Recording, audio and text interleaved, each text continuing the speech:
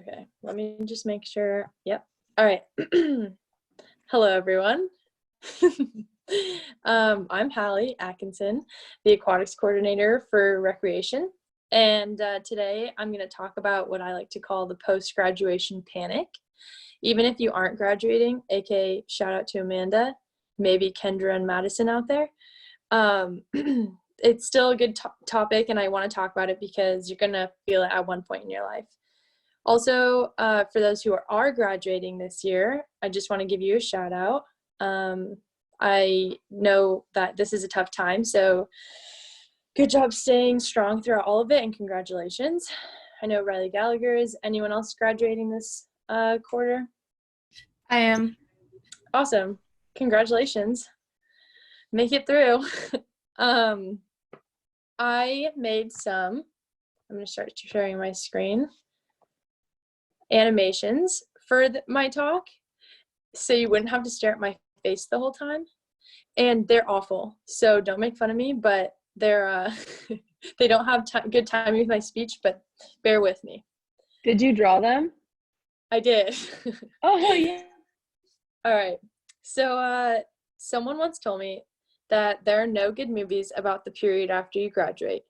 There are tons of movies and shows about grade school, crazy college parties, becoming a parent, thriving in your 30s, or bad grandpa, but not about post-graduation, because no one really knows what it's supposed to look like. No one understands this time in your life. So first, I'm going to start off with a kind of serious video that targets this time period.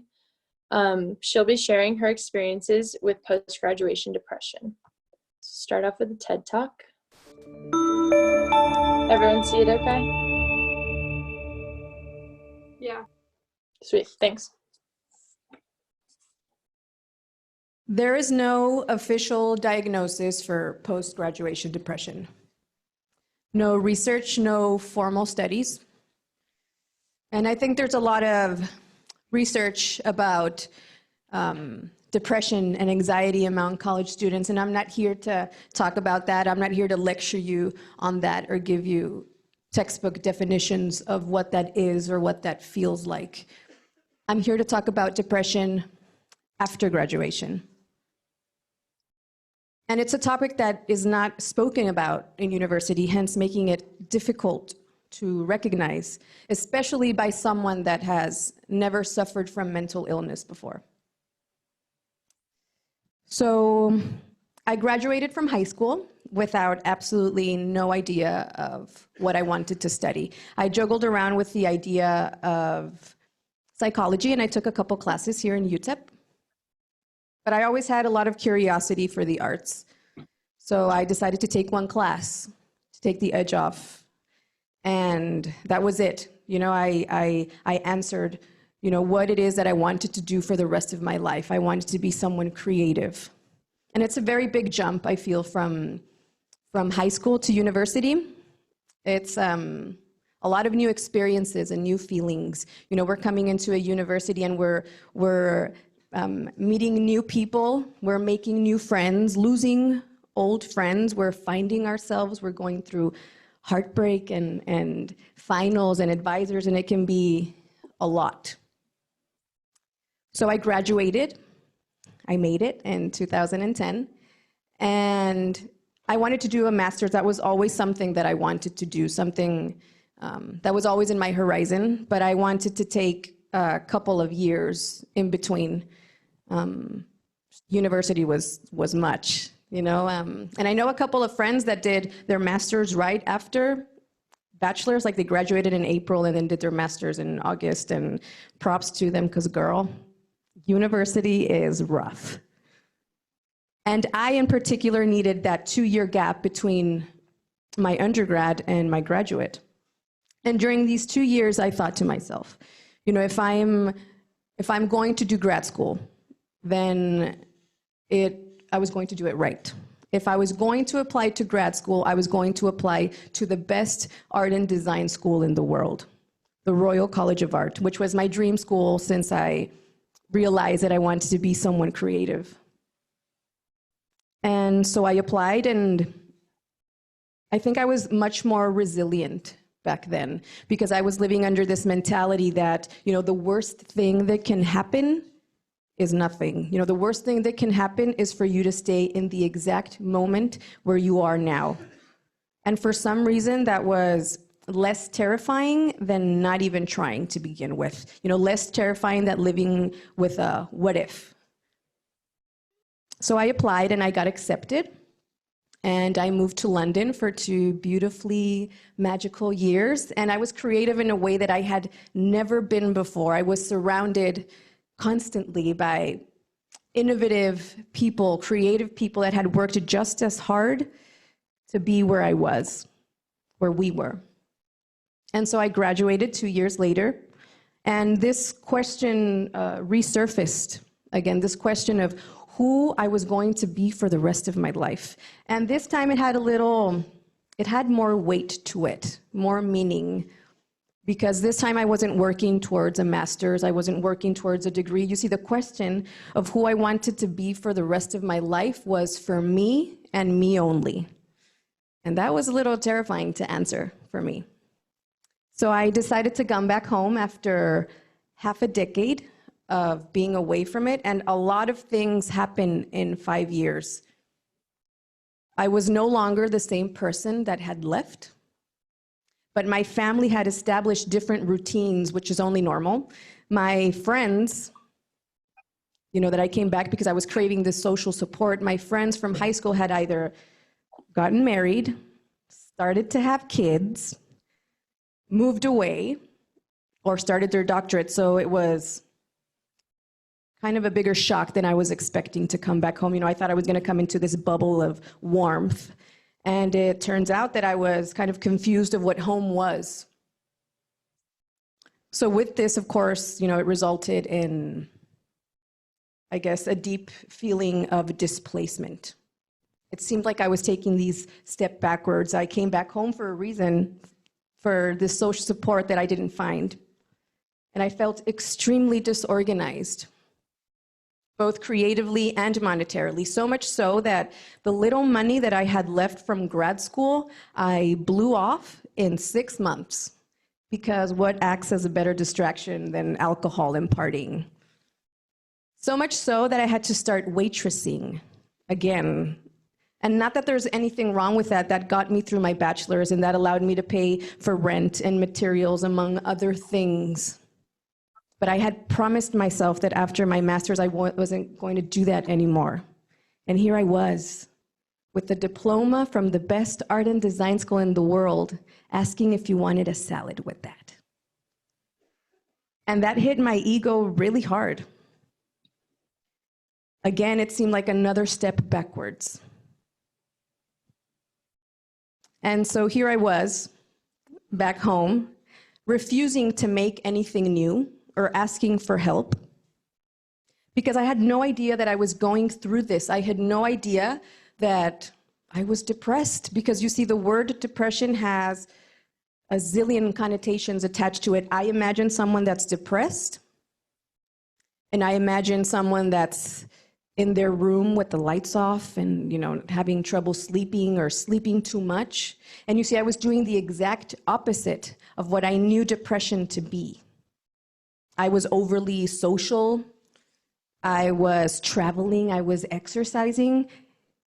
I was pretty much doing everything to distract me from the fact that I wasn't where I thought I would be. And what is so confusing for me about all of this is that I had no idea that I was going through this.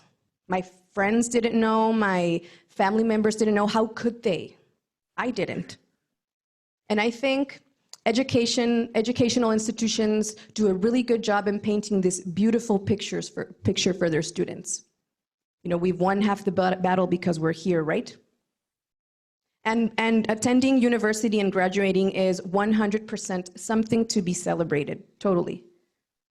But I think here we're really focused in acing that exam and in graduating in the top of our class, because that, in theory, is a testament of who we are, right? If that in theory, if we graduate with good grades, then our employer is going to see our efforts, right? And they're going to to hire us. But you see, the thing is that there is 100 and 100 hundreds other people that want the exact same thing that you do, the exact same job position, the exact same salary. And so I stood still because I didn't know better. I didn't know that I needed help or where to ask for help. And now that I speak about it with my friends, everyone's like, oh my God, I was going through this. Why didn't we talk about this? And that's the thing, you know, since it's not something that is mentioned in university, it's just something that's just hits you like a bus when you graduate. And then I started thinking about my definition of success. Why wasn't I not feeling successful? And I forgot that the definition of success evolves, no? So I think I didn't realize that. I forgot to catch up. And it is very easy to confuse your definition of success for other people's definition of success. It will never be the same. Success is relative. Success changes. And I didn't realize that. So then I took a step backward. And I thought, okay, so theoretically or realistically, say I had failed. I had to start from square one. I had to start over. Then this pressure that I felt on my shoulders suddenly felt unnecessary. Because you see, I had started over. I had reached the bottom. And you see, you can't fall from the bottom, right? So I started again in my eyes. I found the social support that I was craving because I made new friends that had gone through the same thing, that were interested in being creative and doing innovative things.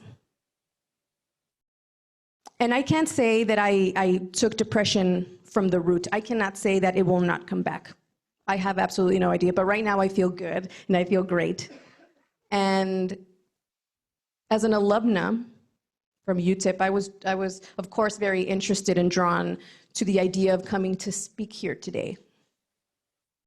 But the theme, access and excellence, I felt everything but.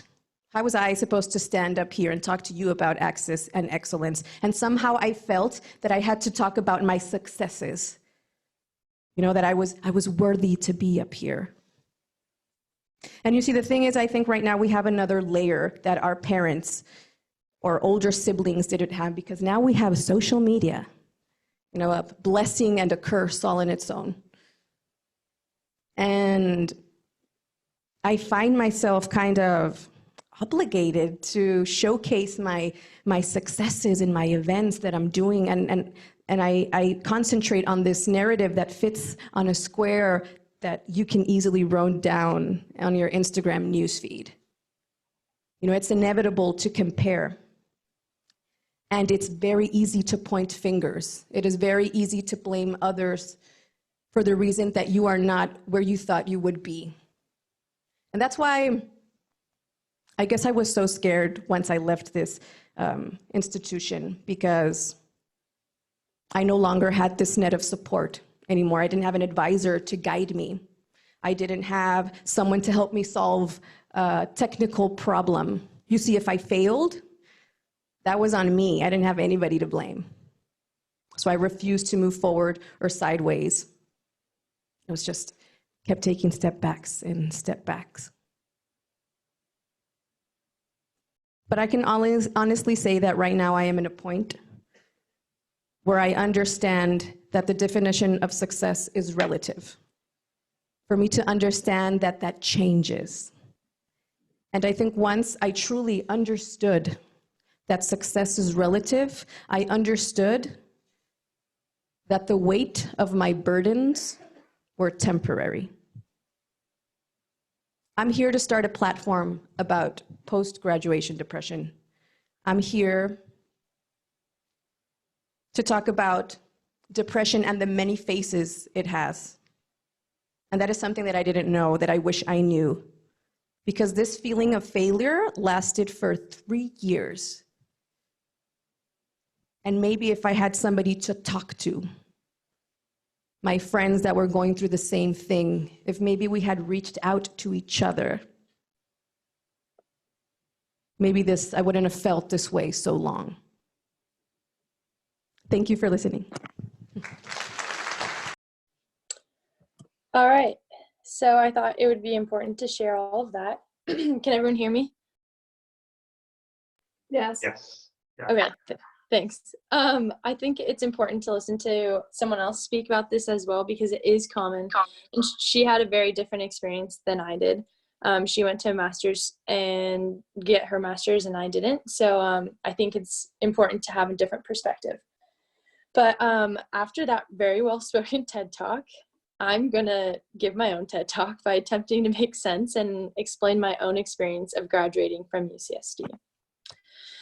So I graduated this past 2019 summer and was lucky enough to become a temporary pro staff with Aquatics in fall quarter 2019. The summer in between was a wild one. My senior year, I did research working at a youth homeless shelter and I fell in love. I decided I wanted to be a social worker. So I chose to get my master's in social work and continue my water polo career at a university in England. When people would ask what my plans were after graduation, it was easy to say I was getting my master's and playing water polo. I think that's what I loved so much about the whole idea. It was an easy answer. However, a few weeks before graduation, I changed my mind. It just didn't feel right. I love the sun, and everyone knows that England doesn't get much of that. And while that was a small part of it, a lot about the idea was putting a pit in my stomach. I was beginning to realize that I didn't even want to get my master's. While interning for the social workers over summer, I realized that it wasn't giving me the joy I was looking for, and I chose to nanny that summer because I was happier doing that than sitting at the desk, not being able to see the people I was helping firsthand. Going to England was just an excuse to play more water polo and take off the safety blanket of education, which I'll discuss later.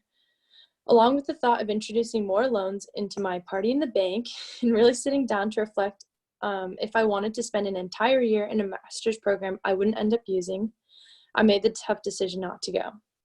The worst part was my mom sent out graduation announcements with my plan to go to England already.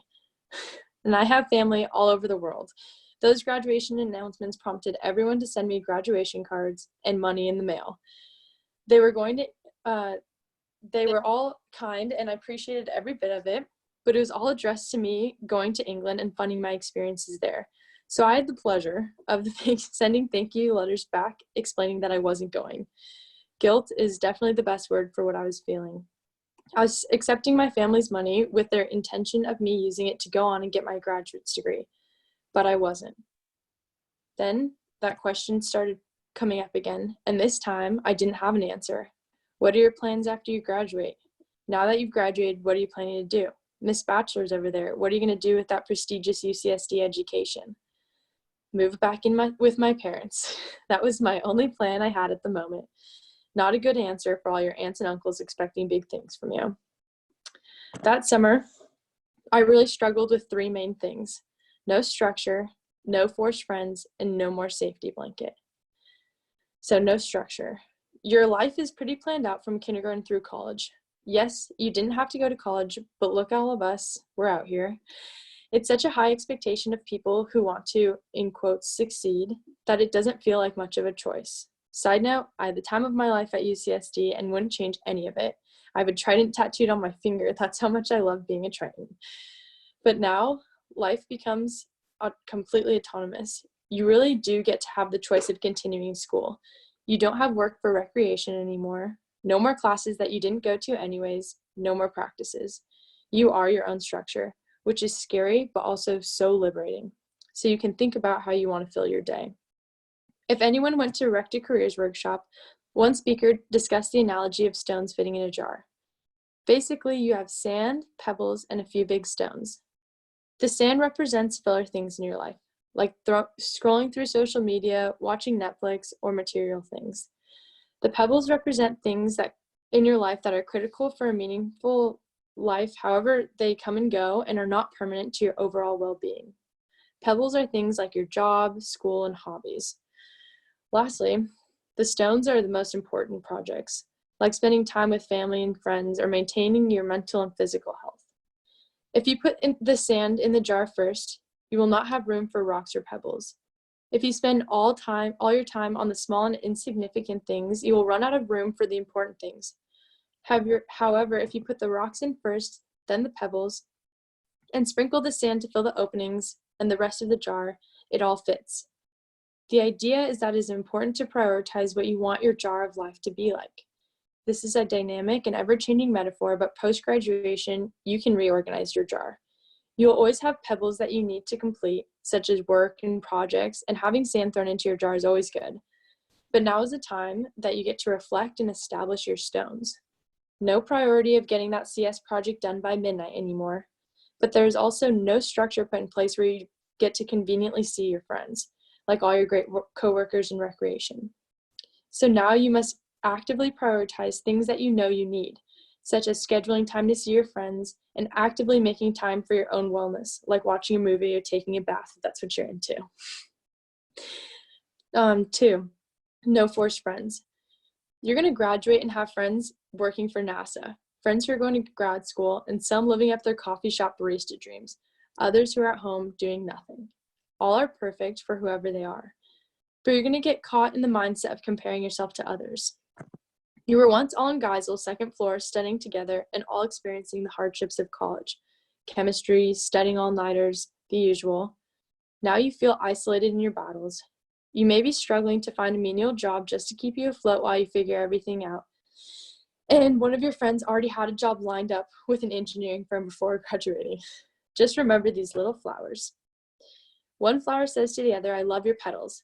The second flower replies, "Thanks. I feel like I'm blooming way slower than you, though." The first flower says, "We're different flowers, silly." While this could have easily been a quote intended for tweens struggling with puberty, this is kind of like a pubescent period in time, if you think about it. You're your own flower, and if you wake up every morning, actively be ambitious and work hard on whatever you want to work on that day, you're killing it. In my own experience, I struggled not seeing my closest friends at practice and work every day. People slide out of your life no matter how many times you talk about it not happening, but own that and know that. It is now on you to check in with your friends and make time to meet or Zoom to keep those relationships going. The friends that count are going to be the friends that stay through this weird time of life. My last thing is my safety blanket of school. So I have a stuffed turtle that I've slept with since I was little. I even brought it on travel trips with me for water polo until someone told me I needed to stop. That safety turtle is school. Everyone is dying to graduate and complains about being miserable during midterms and final season, which is 100% fair. You just want a job so you can get work done, come home, and not do any homework. But you enter a weird dimension when school is gone. Like me, you might be thinking about continuing education, but not even sure why. If you're taking class, it puts off the inevitable. You have an excuse to keep the fun jobs like working for rec. Continuing school always sounds good when people ask what you're up to or what your plans are. And lastly, if you keep pushing those loan payments back, you can keep pushing those loan payments back. School is amazing for all those who know what they want to do, and I encourage those people to get after it. We need those people. It's going to be those UCSD graduates that find the vaccine for future COVID-24. Just make sure that you're not hiding behind school. Sometimes you need to leave the turtle at home to force yourself to embrace the world and all its scary adventures. And to end, my favorite quote from Princess Diaries. It's Mia Thermopolis Rinaldi, Princess of Genovia's letter from her dad. Courage is not the absence of fear, but rather the judgment that something else is more important than fear. The brave may not live forever, but the cautious do not live at all. Go out there. Remember that you have a whole family of Tritons that will be there for you. Remember the mission values of recreation and how you've encompassed and embraced those values for the last years of your life. And be brave as you take the exciting steps out of university and into life. Whether you change one life or many, you are all important and going to do great things. Don't be afraid of the timeline. It is rare that people will graduate and immediately get a job that they love and maintain for the entirety of their lives. It is more likely that you will get a job that will solely give you experience.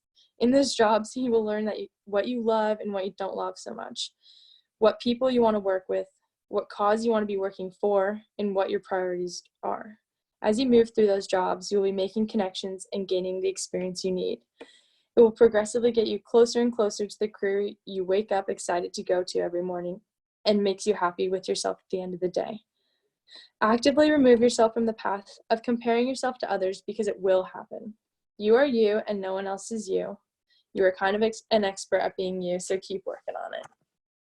And that's all I have. So I'm going to attempt at going back to the Zoom. And I want to ask if anyone has any questions to throw them at me. I'm bad at answering things on the spot, but I'm going to try my best. I'll also put my email in the chat if anyone ever has any questions and would like to send me an email. Holly, I have a Yes. question. Okay. So you mentioned that like your current role at Canyon View is like kind of temporary. So I guess I'm wondering, like, when will you be finished with that and what do you plan on doing after? Good question, Taylor. I only have till the 24th, so 2 weeks left of being at UCSD, which is a very bittersweet moment. But I am working towards being a firefighter now, which may be confusing.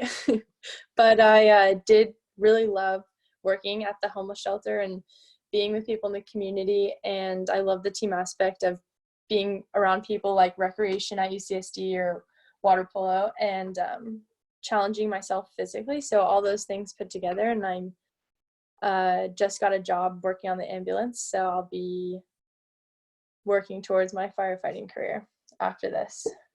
But I've learned a lot from being able to come back and work with Jason as pro staff. Thank you. What did everyone think about I think her name's Haiti, guest speaker? I couldn't decide if it was gonna be Heidi or Haiti. Anyone have any comments on what she talked about? I liked it. Yeah. It was good. Yeah. Like I'm not graduating, but I still felt like it was relatable in some aspect, just thinking about even just going to college before you go to postgraduate. I don't know, it was nice. Yeah. I think the part that I felt most connected with her on was that like depression takes on many different faces, because you do have that thought in your brain where like people who are depressed don't want to get out of bed and are just in the dark, but her depression took a different kind of face, and she was like more active and just avoiding what was going to happen if she failed. So I think that's what I connected with most about her speech. I think I connected with her on the going back home and you being completely different from the person that you left. And then their routines have changed, so you feel like you don't really like belong there, that you've moved to a different point in time where you need to figure out exactly what your priorities are. Yeah. Riley, are you nervous about any of this as you graduate this quarter? Yes. Yeah, I don't know. I really liked her talk. It made me think about like even just first coming home after winter break, like for winter break freshman year, and everything is already different. So I can't even imagine, like I can imagine it's just escalated like every time you go back, you know what I mean? Yeah. Yeah. Well, does anyone have any last questions? I have a question. Yes. So you talked about like how you kind of figure out what kind of cause that you want to like work towards, and then also like what kind of work environments that you enjoy. Can you like describe how you kind of found those for yourself? Yeah. So I think probably I'm not alone in this, that just graduating, you don't have that much experience working, and maybe one of your only experience working is with recreation, which is awesome because everyone at UCSD Rec is so friendly and all just want to do and be the best for each other. I actually had the family I nannied for this summer. The man had me have a meeting with him during his lunch, and he sat down and wrote on a whiteboard like 2 lists of things, and it was like I got to choose one. It's like that pick one thing going on Instagram right now, but it was over summer, so I guess he set the trend. And it was things for like, it was nonprofit, profit, teamwork, like, or managerial, so like being hands-on doing the work or managing it all, overseeing it, so like supervising, and then just things like that. And so I went through and chose what I thought that I wanted, and from that he was like, okay, well, make sure when you're going forward that you keep all of these things in mind because they're important to you. For me, I need to work with a team. I definitely seek validation, and I only know I'm doing correctly if someone has told me to do it, and then I do it and someone else confirms that it's good. So I know I like to work as a team. I want to also do the grunt work before becoming a managerial role. So I think going through those things, like, what do you actually want to do? Is it nonprofit, profit? What cause are you interested in? And because you're only going to put in as much effort into it as you're interested in it. So yeah, good question. If that answered you. Oh, it did. Yeah, it did. Okay. Thank you. No problem. Hallie, do you mind if I follow up real quick? No, please do. I think that one thing that's important is when you graduate, what kind of becomes your full-time job after that is finding your full-time job. So I think it's important to put together a couple of different, one, figure out what you want to do and where you want to go, and then figure out the different ways that you could get there. Because there's always the ideal way, right? You apply for that job and you get it, and voila, we're great. But a lot of those positions that you want to go into require like 3 years of experience, and it's really frustrating because you're like, how am I going to get those 3 years of experience if nobody's going to hire me to do that kind of work? So you need to start thinking of, okay, one, how do I leverage my network, and how do I talk to people that are currently in those positions to find out what they're looking for, what they need, and what experience I have currently that I could leverage to apply to that. And then 2, what is it that I need to really make stand out in my resume so I can get that interview? Because when you get the interview, you're more likely to get the position than obviously if you can't get past that resume process. So I think networking is going to be huge as well if you haven't started to do that. Everybody already has a network, but really being able to kind of utilize it properly is something that's kind of difficult. Yeah. And to piggyback off that, just small examples of how I didn't mean to network, but it happened. I worked hard and I met a lot of people in recreation and like Jason. And so when the opportunity came, Jason looked to me for being able to step up into the aquatics coordinator position.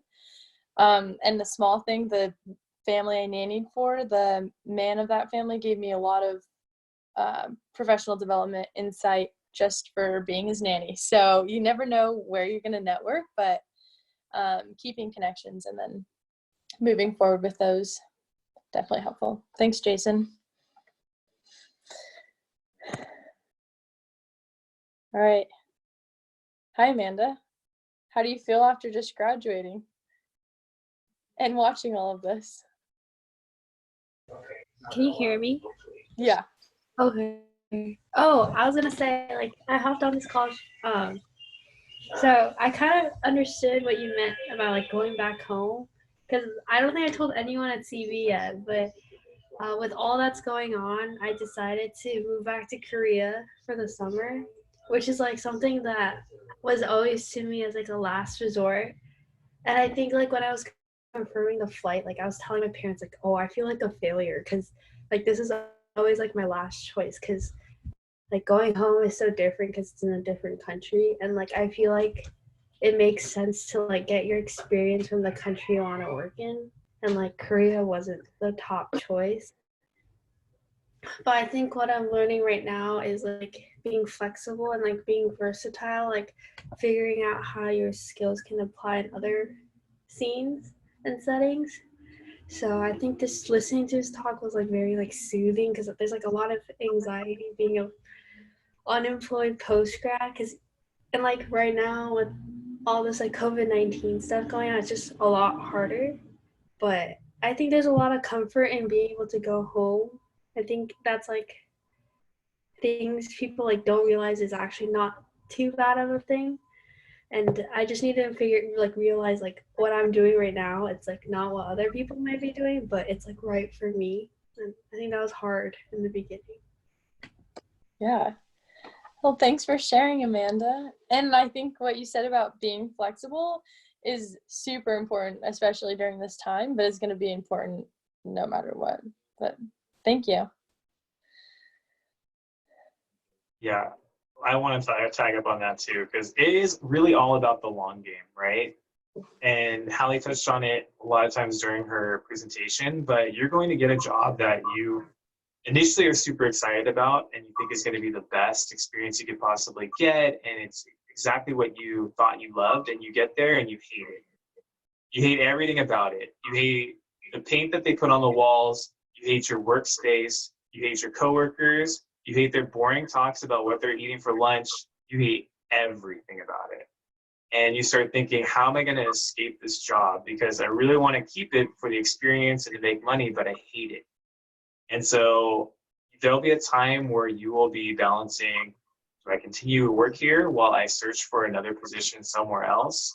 And it's not that far-fetched for people who are coming out of college to have, 4 or 5 jobs in the first 4 or 5 years of your post-graduation existence. It could even happen in the first year, just you getting to a job, identifying what you don't like about it, and needing to move on to somewhere else. And when times are good, that's really easy to do. And then obviously when times are tough, we start thinking about settling. But you're still so young, you still have a lot of time, you still have a lot of upside. I don't think there's ever a reason that you should settle just because it's the best you can get right now. Thanks, Jason. You're so wise. Taylor? I just wanted to add, so my older sister, she's a lot older than me. She's, I'm 20. She's 32 now, currently. She graduated from Cal Poly SLO with an English major and a psych minor, and she had no idea what she wanted to do. So she just kind of like packed everything up and moved to Portland. And she always tells me, she's like, I had no idea what I wanted to do. I had like an English major. I didn't want to write books. I didn't want to work in publishing. Like, she was like, I like don't know why I majored in English. And she's like, but it's really just because I didn't know what I wanted to do.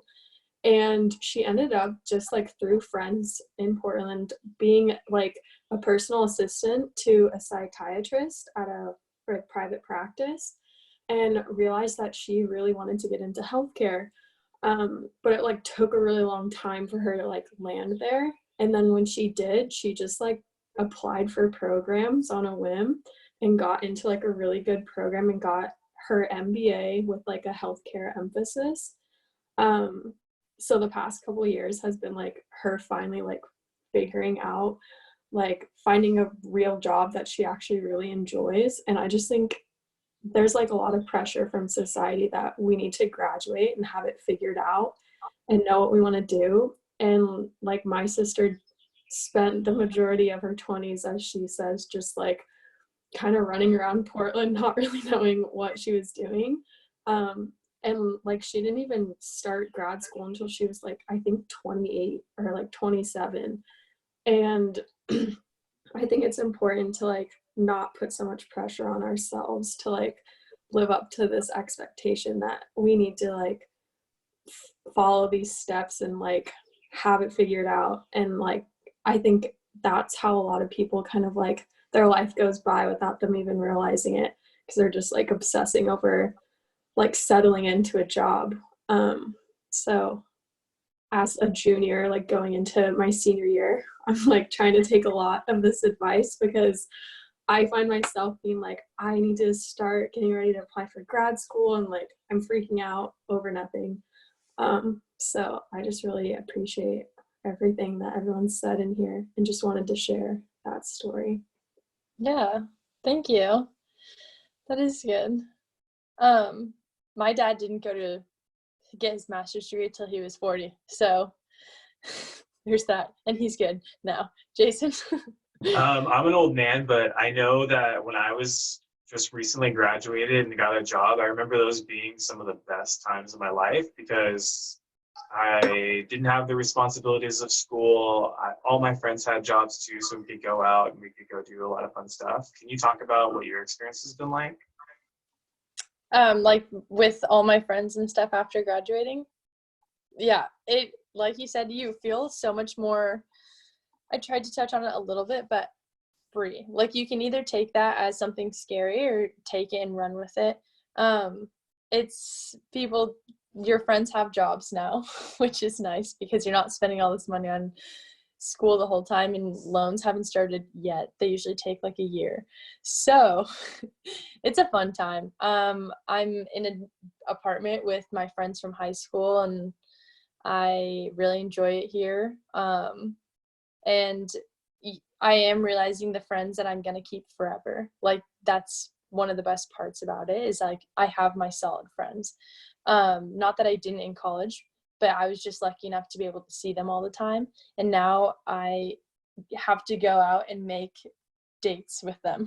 Like, this is what we're going to do today. And it can't be just meeting up in PC in passing period. Like, it's fun. You get to go try different organic health food corner stores. So yeah, that is a good point to address as well.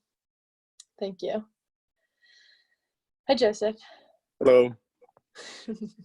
Appreciate your PowerPoint and your speech and everything. It was great. Like, just to tag on to what Amanda was saying, it is a little reassuring. I think the most, like, I relate to Amanda the most because, I mean, I want to tell you, Amanda, that, I mean, going home, it's not considered a failure. I mean, like, being home is probably, like, number one, you save a lot of money. You're saving so much money. I feel like for me, the smartest thing that I did personally was I stayed home and went to a community college instead of going straight to university for the first few years, and I got my AA there instead of like racking up 3 years of extra bills and just getting my general eds and stuff. And I can definitely feel you on the fact that I personally don't want to go home, like, even after I graduate now, because even when I do get my degree and graduate, that'll be like for my parents. And me personally, I don't want to go home either, because if I go home, I feel I'm one of those type of people where I get like comfortable, and I don't like veering away from, doing other things that'll, make me uncomfortable. If I'm in a set place that I like fucking love this place, why would I have, change anything?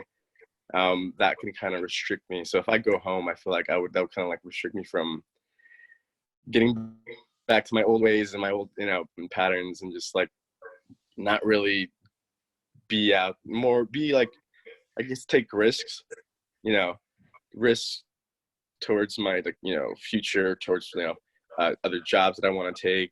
I feel like that's why I want to stay out too. I guess the question for you, Halley, would be like, how did you weigh the pros and cons of like making the big life-changing decisions that you made? Before I address that, I want to bring up a good point that you brought, is that like, if you go back home, like, you're scared you're going to lose that fire to like keep pushing yourself. I definitely got in that.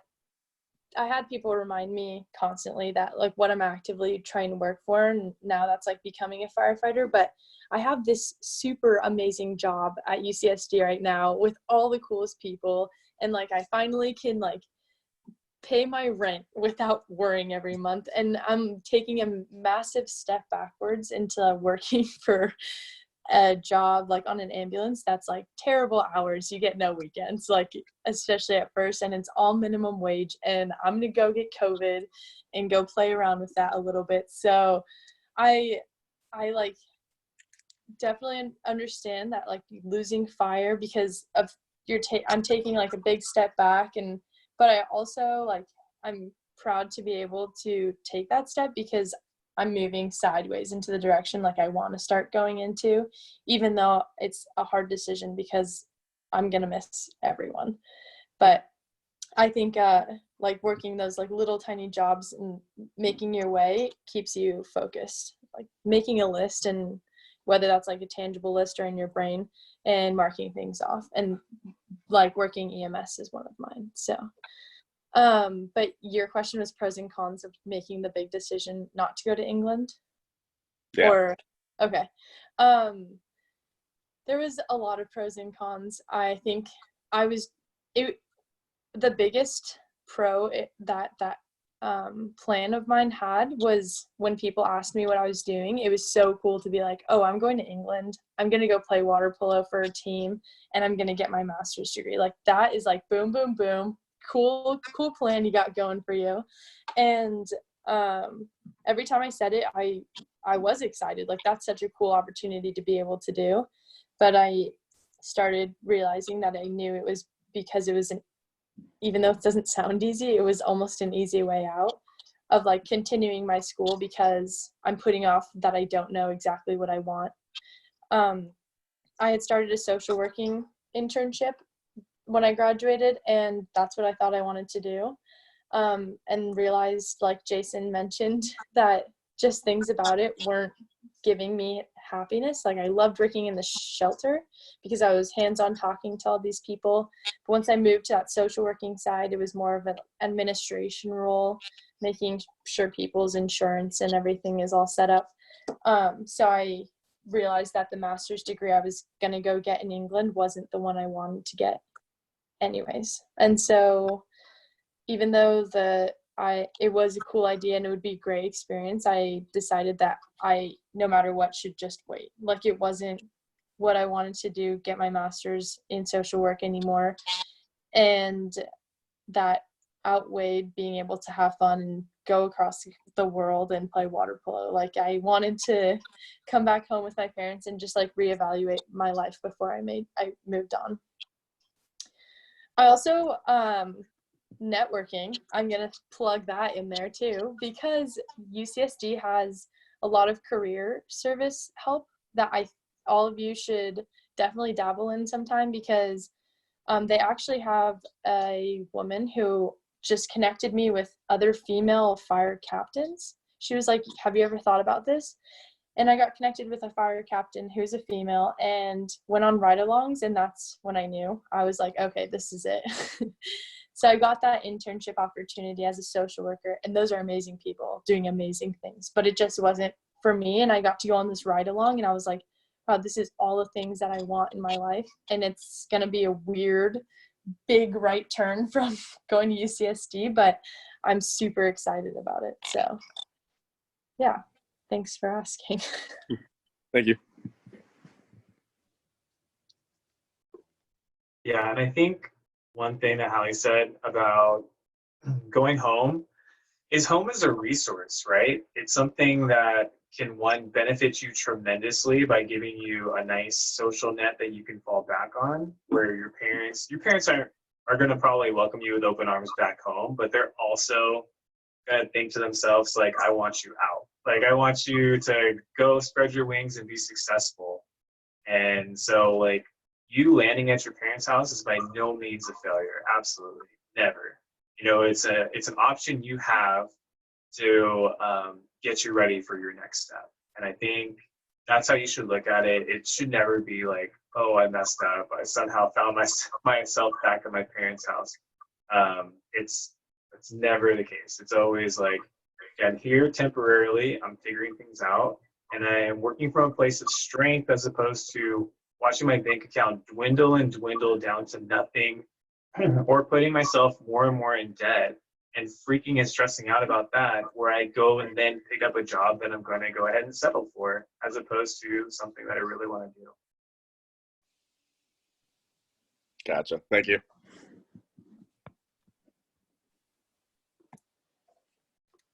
All right. Anyone have any last questions or any comments? All good? I wanted to say thank you everyone who listened. Oh, hi Brooklyn. See, eventually you're gonna find a job, you're gonna have a beautiful baby, a nice dog. Your life's gonna be great. So we're all looking forward to. I wanted to thank everyone for coming out and watching my really dumb animations because That was my favorite part. thanks. They're awful, but I didn't want you guys to look at my face while I was talking. You are all amazing for going to UCSD in the first place, and being a part of recreation is super cool. Definitely one of your best jobs, I think, and it's going to set the foundation for everything you have to look forward to after you do graduate. So when you feel lost at any point in your life, but especially after you graduate, try and think back to like these little moments we had all together, and take a breather, and it's going to be okay. Everyone's going through it. It just looks different on everyone. Yeah. Thank you so much. And I put my email in the chat if anyone has, any questions they want to shoot me later. Yeah. Thank you, Halley. Yeah, thanks, Halley. No Thank problem. you. Thanks, Sorry, it Halley. ended really early. Thanks, Halley. Bye. Bye. Amanda, so good to see you. So good to see everyone. Congrats, Thanks for Amanda. being- Yeah, Thank you. congratulations. Take care. What time Have is it over fun. there? Wait, I'm leaving next month. Oh, okay. Yeah. If it's okay to leave. If I we didn't get out even of know this, you're we'll going. give you the proper goodbye. Well, I plan to come back. It's just I'm going there because it's not good here. Yeah. That's why. South Korea was on top of it when it happened over there. Yeah. Wait, are you nervous to like work in the scene? I'm like nervous, but it's kind of like those things, when you like start to drive and you're like, I can't wait to get my first car crash because then it'll be over with. I like kind of want to get COVID just so I can build up my immunity. But I also don't want to give it to my grandma. So I'm just excited. I feel like I'm healthy and strong enough, and hopefully that's not my mindset. It's not my demise, but to go out and help people who aren't. Yeah. Yeah. Wow. It definitely